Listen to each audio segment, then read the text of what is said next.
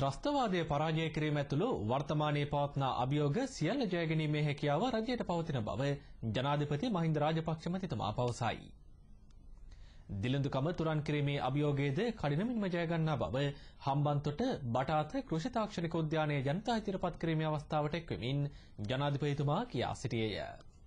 අපිට අද සටන් කීපයක් තියෙනවා. අභියෝග කීපයක් තියෙනවා. එක අභියෝගයක් තමයි මේ රට නිදහස් කරගන්න ත්‍රස්තවාදී.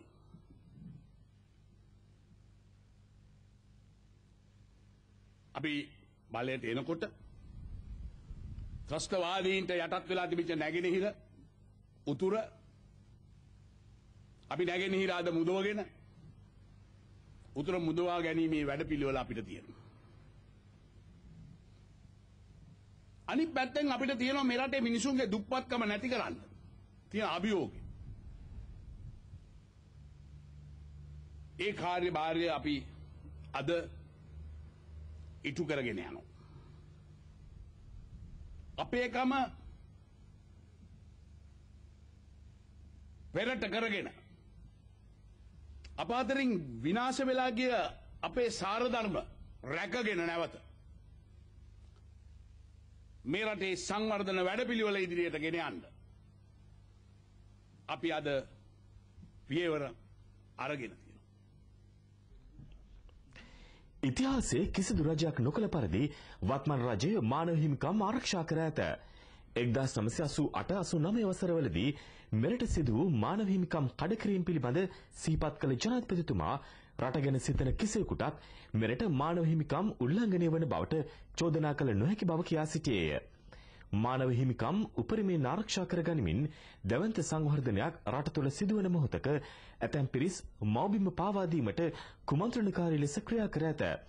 ඒත් ඒ සියල්ල පරාජය කරමින් නැගෙනහිරද නිදහස් කර ගැනීමට හැකි වූ බව ජනාධිපතිතුමා කියා සිටියේය.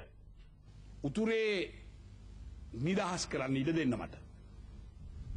උතුරේ මිනිසුන්ට මේ දුක් විඳින මිනිසුන්ට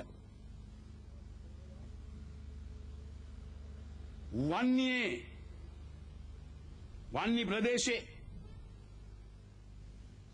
දුක් විඳින දෙමළ සහෝදරවරුන්ට අම්මලාට දරුවන්ට නිදහසේ භුක්ති විඳින්නට නිදහස භුක්ති විඳින්නට මේ රටේ තමුන්නාන්සේලා විඳින අවස්ථාව ලබා දෙන්න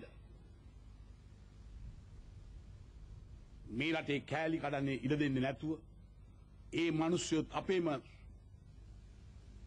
පිරිසක් අවුරුදු ගණනාවක් තිස්සේ අපිත් එකට ජීවත් වෙන මිනිස්සු. ඒ මිනිස්සු අද ත්‍රස්තවාදීන්ගේ ග්‍රහණයට යට වෙලා මිරිකිලා තැලිලා අංගේ අයිතිවාසිකම් නැති වෙලා හැම පවුලකින්ම යුද හමුදාවට බඳවගෙන ඒ අයගේ ත්‍රස්තවාදී හමුදාවට බඳවගෙන කැමැත්තෙන් අරව අකමැත්තෙන් විශේෂයෙන්ම අකමැත්තෙන් පාසල් යන දරුවන්ට අනිවාර්ය කරලා කුඩා දරුවා හිටන් තුවක්කුව අතට ගන්න පුරුදු කළා. අපි පොත් ටික ඇඳුම් ටික දීලා පාසලට පොතපත දෙනකොට ඔවුන් ඒ පැත්තෙන් තුවක්කුව කුඩා දරුවගේ අතට දීලා මේවා මේ තත්ත්වේ නැති කරලා ඒ අයටත් මේ නිදහස ලබා දෙන්න මට අවස්ථාව දෙන්න. අමාත්‍ය මෛත්‍රීපාල සිරිසේන මහතාද මෙහිදී අදහස් දැක්විය. මේ රටේ දේශීයත්වයට මේ රටේ දේශීය කර්මාන්තවලට මේ රටේ දේශීය ආර්ථිකයට මේ රටේ දේශීය නිෂ්පාදනවලට ආහාරවලට ඕනෑකමක් කැමැත්තක් ඒ සඳහා වැඩපිළිවෙලක් සැලැස්මක් ඉලක්කයක් තියෙන ආණ්ඩු බලයට පත් වුණාම මේ වගේ දේවල් හැදෙනවා නිර්මාණය වෙනවා.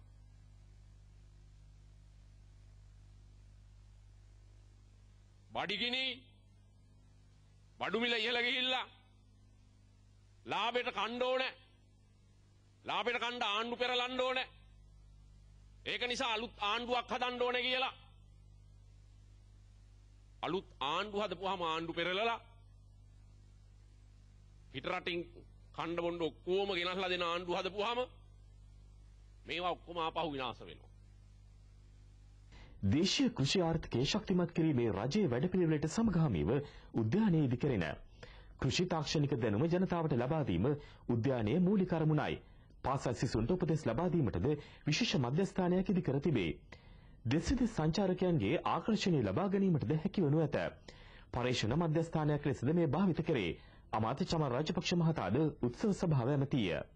ගොවි ජනතාව වෙනුවෙන් ඒ ජනතාව වෙනුවෙන් කළ හැකි උපහාරයක් හැටියට අද අප මේ බටාත බීජ ගොවිපලේ අලුත් නව නැම්මක් ඇති කරමින් කෘෂි තාක්ෂණ උද්‍යානය ආරම්භ කරනවා.